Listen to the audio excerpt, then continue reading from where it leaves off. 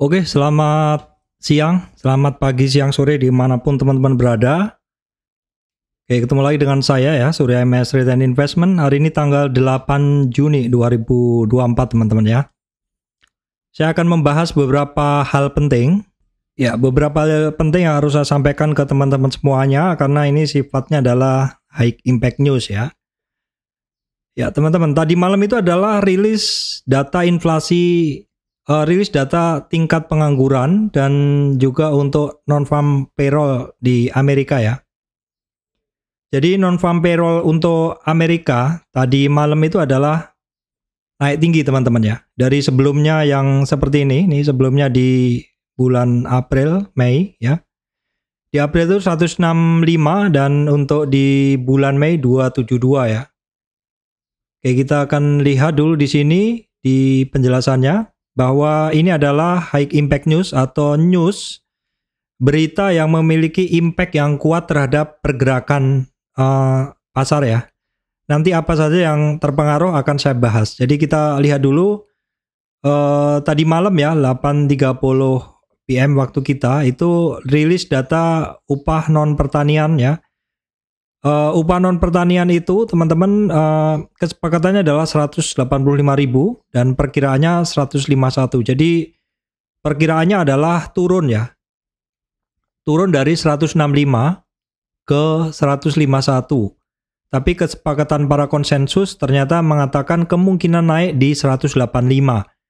Jadi para analis ya membuat konsensus kesepakatan bersama bahwa non-farm payroll ya.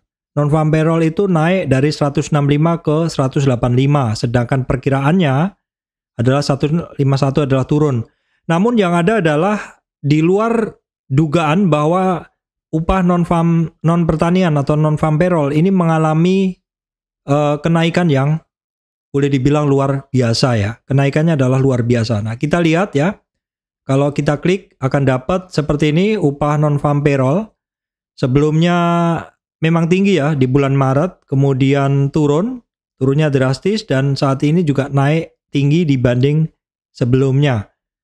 Di saat yang sama juga rilis data tingkat pengangguran ya. Nah, kalau tingkat pengangguran ini kesepakatannya 39 ya, perkiraan 39 dan sebelumnya 39 atau boleh dibilang sama.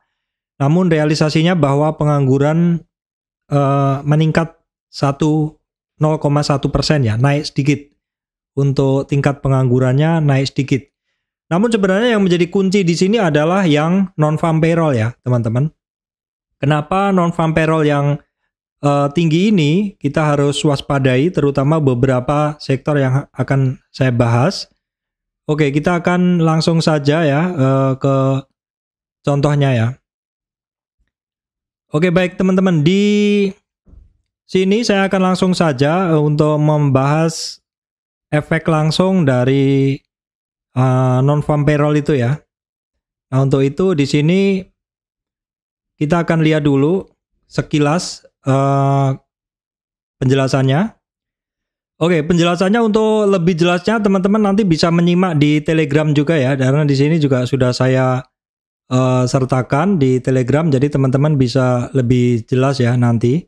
Juga buat teman-teman yang belum subscribe Telegram saya bisa nanti lihat di Telegram saya ada di sini ya, di ID bagian atas tuh ya, t.me/ms trade and invest ya. Hati-hati karena ada banyak yang menggunakan nama-nama mirip untuk menjebak Anda, nanti ditawari titip dana trading atau apa. Saya tidak ada menerima titip dana trading itu teman-teman.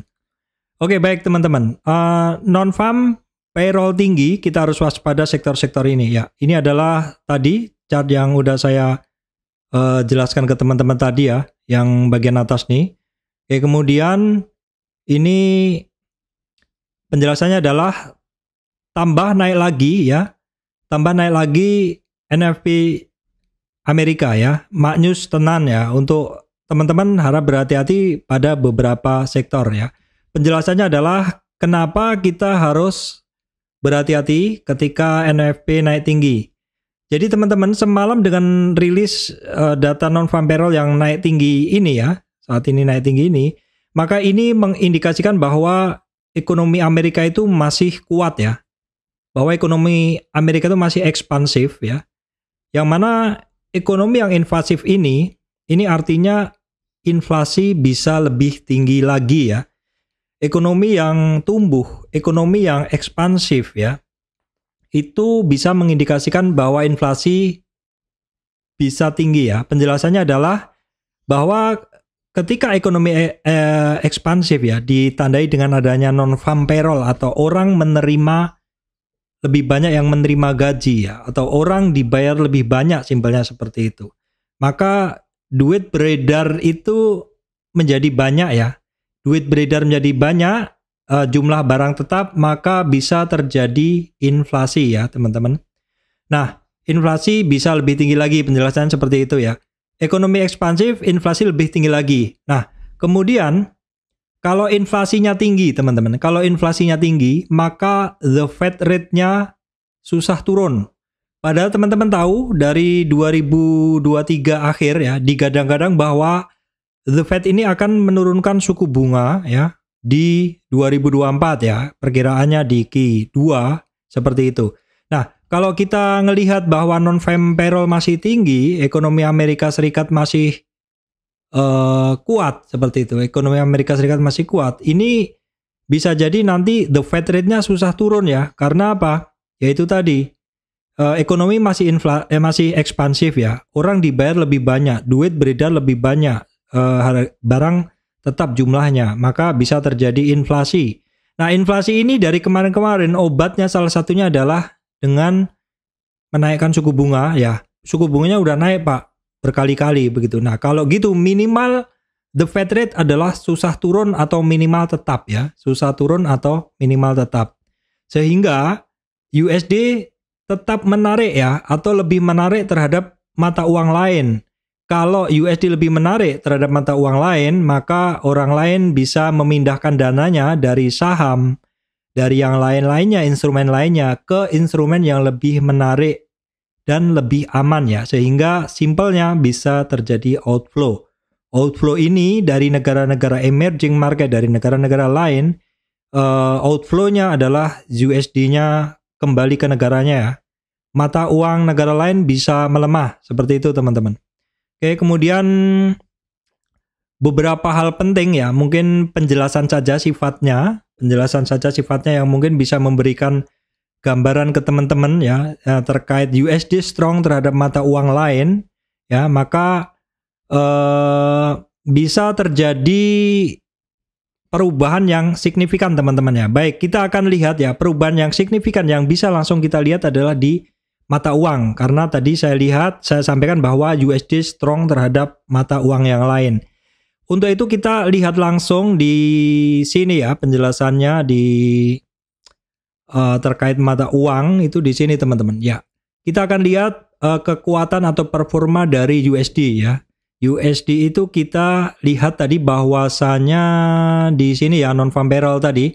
Non-farm payroll meningkat, USD menguat. Nah, ini implementasi atau efeknya lah. Efeknya secara langsung kita bisa dilihat di mata uang pasangan USD, dia akan melemah ya. Contohnya Euro USD. Euro USD itu akan melemah karena USD-nya di belakang atau lebih kuat ke arah USD sehingga turun ya. Euro USD, kemudian Australian Dollar versus USD juga turun ya langsung. Kemudian pound sterling terhadap USD juga turun ya. Yang turun lagi adalah pair yang USD. Contohnya adalah BTC USD juga mengalami penurunan. Ini Bitcoin terhadap BTC USD juga mengalami penurunan. Jadi semua yang berpair atau berpasangan dengan USD semuanya mengalami pelemahan ya. Walaupun tingkat pelemahannya adalah beda-beda. Ada yang kuat, ada yang bisa segera rebound seperti itu. Pengaruhnya ke semua pair USD ya. Kita juga bisa ngelihat emas ya. Emas adalah logonya adalah XAU USD juga mengalami pelemahan drastis sekali. Jadi memang tadi malam itu adalah high impact news ya. High impact news itu ditunggu-tunggu oleh para pelaku pasar ya. Para pelaku pasar ini selalu menunggu tidak buka posisi sebelum NFP keluar seperti itu. Nah, ini kita bisa ngelihat kekuatan dolar itu di mata uang USD Yen ya. Nah, di USD Yen dia justru naik ya karena pair USD-nya ada di depan. Sehingga akan naik ya. Kalau yang tadi pair USD-nya semuanya ada di belakang. Secara umum kita bisa ngelihat pesona dari USD ini mengalami penguatan. Mudah sekali kita lihat dari dolar indeks ya. Dolar indeks adalah merupakan indeks dari 6 mata uang ya. 6 mata uang, saya catatannya mana ya, nggak ketemu. 6 mata uang yang berpair terhadap USD dan diperbandingkan kinerjanya. Saya sepertinya udah bikin catatan, cuman belum ketemu ya. Ini oke, nggak apa-apa. Jadi jelas sekali di sini kelihatan USD overperform ya, atau performanya melewati yang lainnya. Ini kita bisa ngelihat dari dolar indeksnya. Dolar indeks menguat ya nih. Dolar indeks mengalami penguatan yang signifikan sekali, bahkan melawan berapa candle nih? 1 2 3 4 5 6. Melawan sekitar 6 candle. Kemudian juga US bond ya, atau istilahnya surat utang USD juga mengalami peningkatan ya, teman-teman. Oke, seperti itu. Ini penjelasan implementasinya secara langsung. Nah, karena tadi saya bilang bahwa USD lebih menarik ya, lebih menarik karena secara risiko dia kan lebih kecil karena ekonomi Amerika menguat, kemudian pair USD juga akan menguat terhadap mata uang yang lain, maka orang akan keluar dulu dari saham ya, dari BTC kemungkinan sedikit, kemudian dari pair yang lain ya atau investment yang lain akan dimasukkan ke investasi yang terkait USD ya. Kita bisa ngelihat langsung dari dolar indeks seperti ini, kemudian US 10 years bondnya seperti ini. Efeknya adalah termasuk saham, maka orang akan keluar dari saham, terjadi outflow, menyimpan dananya ke currency yang lebih kuat tadi, yang lebih rendah resikonya. Ini adalah kewaspadaan ya. Ini adalah kewaspadaan secara umum bagi kita karena bursa saham maksud saya bisa tertekan, bursa saham bisa tertekan. Terlebih lagi sektor-sektor yang secara langsung terkait hal ini, yaitu suku bunga ya. Nah, kalau terkait suku bunga itu apa? Berarti sektor yang terkait adalah sektor perbankan ya, sektor perbankan. Baik, kita lihat untuk sektor perbankan tekanannya juga masih kuat sekali ya teman-teman. Ini sekilas update BBRI yang kemarin juga di daily-nya juga dia turun lagi kemarin, dan ini adalah coretan saya sebelumnya, hati-hati karena cenderung lower and lower seperti ini kita harus berhati-hati. Tidak cuma BBRI ya, BBNI pun juga sama, kemarin melemah. BBCA yang kemarin juga lebih, BBCA, BMRI yang secara money flow asingnya lebih bagus, ini juga melemah ya. Kemudian BMRI malah naik sedikit ini ya. Oke. Kemudian ada BBCA sudah, kemudian BBNI sudah secara umum mengalami pelemahan. Kemudian kita cek BRIS juga secara umum banking mengalami pelemahan. Juga outflow-nya ya teman-teman. Outflow atau asing net sell-nya juga di beberapa banking malah meningkat ya. Seperti BBRI hari ini masih meningkat hampir 3 kali lipat sebelumnya ya, padahal sebelumnya 100, 350, kemudian 900, jadi outflow-nya semakin meningkat. Pun di beberapa saham lain yang lainnya seperti saham-saham banking yang kemarin pergerakannya udah mulai bagus, ini juga asingnya net sell lagi.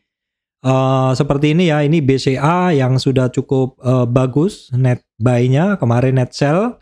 Kemudian BBNI juga mulai net sell ya. BMRI juga, BMRI bagus ya. Boleh teman-teman keep dulu ya, tapi secara umum overall memang terkait sektor perbankan ini teman-teman harus berhati-hati ya. Harus berhati-hatinya kenapa? Ya tadi ya, harus berhati-hatinya adalah kita kembali ke Telegram dulu. Harus berhati-hatinya adalah beberapa hal yang bisa atau harus teman-teman perhatikan. Sektor yang harus teman-teman waspadai ya, sektor yang teman-teman harus waspadai adalah banking yang saya sampaikan tadi. Kenapa? Karena suku bunga yang tetap tinggi ya. Suku bunga yang tetap tinggi ini resiko non-perform loan akan meningkat ya. Ketika suku bunga tinggi, maka biaya yang dibayarkan untuk membayar bunga adalah meningkat. sedangkan jualannya belum tentu naik ya. Jualan belum tentu naik, tapi biaya bunga kalau disesuaikan oleh bankingnya bisa meningkat. Sehingga apa? Yaitu yang seharusnya dulu mungkin bayarnya sekian juta setiap bulan bunganya, maka ketika suku bunga dinaikkan menjadi sekian juta, lebih berat ya. Sehingga orang akan cenderung menunda meminjam loan ya. Menunda meminjam pinjaman atau mengambil pinjaman ya, atau mengurangi outstanding kredit atau outstanding loan atau penggunaan kredit. Misalkan udah dikasih plafon nih 5 miliar, saya karena suku bunganya efektif mengikuti seperti itu, maka saya akan mengurangi outstanding dulu deh, seperti itu kira-kira. Kemudian sektor lain yang teman-teman juga harus perhatikan adalah properti, karena properti ini terkait dengan pembiayaan yang terkait dengan bank juga, seperti itu. Kemudian otomotif juga terkait pembiayaan dan juga dengan beberapa beberapa company yang memiliki hutang dalam USD. Karena kalau sebelumnya misalkan bayar bunganya misalkan $1.000 misalkan ya, maka $1 sebelumnya 15.700 menjadi sekarang 16.200. Jadi untuk membayar bunga $100 tadi adalah lebih mahal seperti itu. Jadi itu saja untuk terkait untuk update saya ya. Memang kondisi market masih belum begitu bagus ya teman-teman.